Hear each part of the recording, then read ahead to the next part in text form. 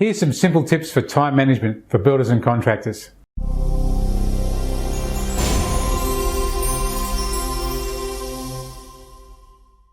Hi, I'm Greg Hamlin and welcome to Builders Profits TV, helping you build a business that gives you a life. Now, I see this a lot with builders and contractors. They're up early in the morning, they work late at night, so they're on the job all day, they come home, they spend an hour, half an hour or something like that with their family, then they're off into the office to do all this paperwork and up early the next day to do it all again. Now, we all have the same 24 hours in the day as the successful people. It's what you do in that 24 hours that makes a difference. And so it's all about task management, getting control. So you've got to get control of your tasks first. And the second step to it is understanding your value. I'll be giving you a few tips in a minute, but you've really got to understand that you've got to get control, get back in control of your business and your tasks, and understanding the value of your time. Now, I see you as a business owner, your time is more valuable than most people, right? You're the one generating the work, generating the income, and you should be delegating everything else out to lower value people. Bookkeeping should be handed off to a bookkeeper. Not saying for people that do their own administration or watching this that does their own administration, if that's your job, that's your job. But if you're the owner of the business, should you be doing bookkeeping? Should you be out on site swinging the hammer? Now, in our Profit Accelerator webinar, we go through an exercise that shows the value of your time. So if you haven't seen it, make sure you book in for that. But it really is understanding what your time's worth. Now, moving into the simple tools. So the tips. The first tip and tool is your to-do list. Now, people tell me they've got a to-do list. Great. They write everything up for the next day. But you need to have a process. And that process is, get the to-do list, go through, write it down, and the next start of the process, which people forget, is prioritising it. Prioritise all those tasks into A's, B's, C's, and D, delegate. Then you go through all the A ones, and if there's 2 or 3 A ones, which, if you're lucky, you might have one, but you look at the list and you go, oh, I've got 3, 4, 5 A type priorities I've got to do.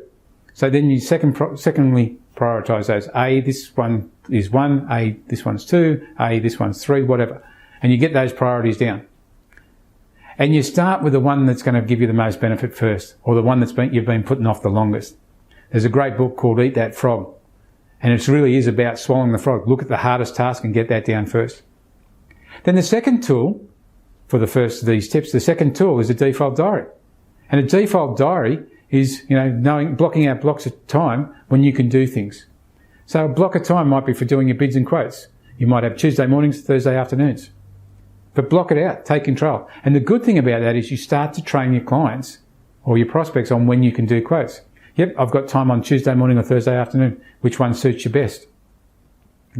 So that's the first part of getting control of your time, and simple tip for your time management. The second tip is phones. How often are you on the phone? Right? You get these phone calls all the time. You're meant to be doing something else, and you're distracted by the phone. And I don't understand why the phone seems to have taken out of our life. Everybody's waiting for the phone to ring, or everything's got to happen by the phone. But here's a couple of tools or a couple of ideas you can use with your phone. Don't take calls late at night. That time's your time. Turn your phone off and let it go to message bank. And people will go, oh yeah, but what if I miss the job and that sort of stuff? They'll ring back. Or you get the message and you follow it up. But get control of your time with your phone. And if you're worried about that sort of stuff, outsource it. Get a virtual phone bank. Get somebody that will answer the phone on behalf of your business. And they send you a text. And then what you do is you get that text and you might block out, using your default diary, block out a time when you're going to return calls. That might be at lunchtime. You might have another block in the afternoon. Or you might have 3 blocks through the day. It depends on yourself. But get control of the time, get control of the phone, and put that back in your default diary. So that's tip 2. Get control of your phone. The tip 3 is around computers. And it's really a simple one, try and stay focused. That's all you can really do. Stay focused. Focused on what you're doing. If you have things pop off, you end up down this rabbit hole, you've wasted time. That time is valuable. Your time is valuable. It's as valuable as any doctor's time, solicitor's time, anybody.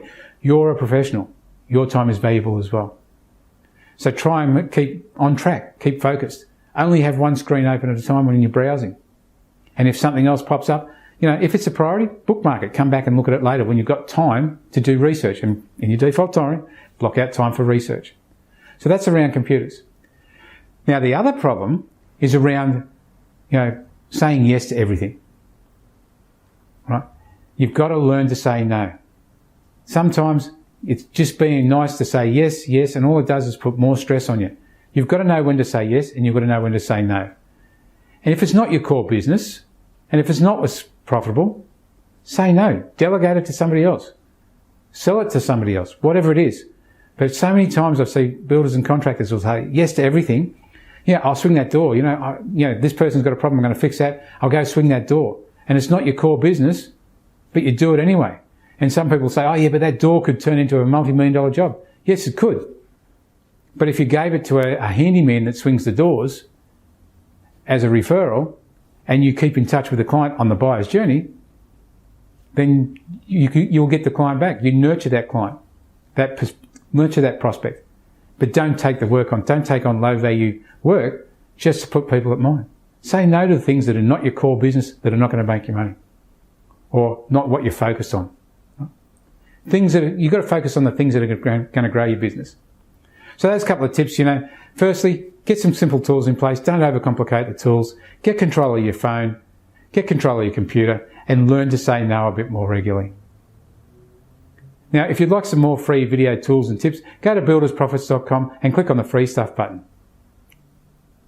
We'd love to know your thoughts and comments on this video tip, so please leave your comments below, click the like button and tell your friends.